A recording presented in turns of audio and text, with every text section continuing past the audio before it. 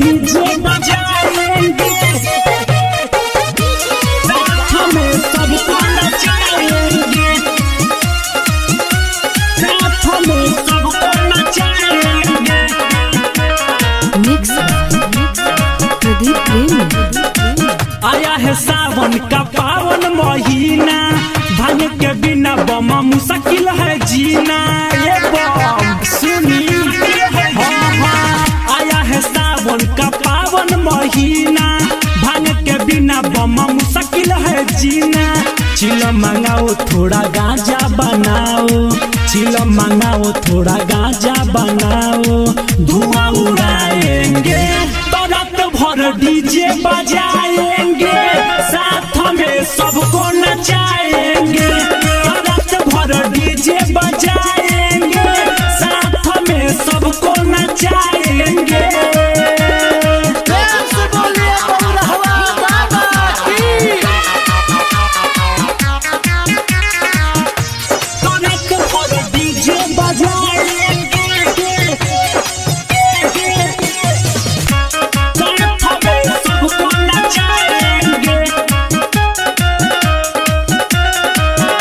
Metre के बदूरी जरूरी, गाना बजाओ बोल बम भोजपुरी।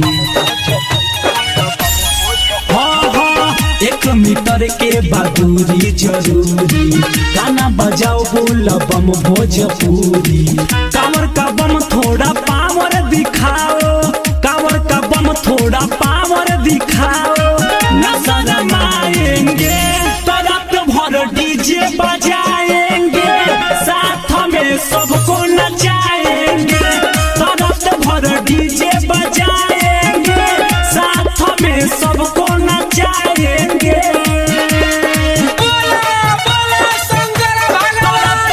डीजे बजाएंगे,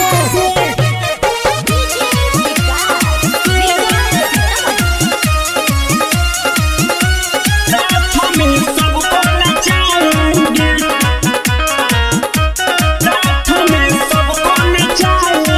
देव के देव महादेव अविनाशी, टिकल बा त्रिशूल पर जिनका हो काशी। देव के देव महादेव अविनाशी, टिकल बा त्रिशूल पर जिनका हो काशी।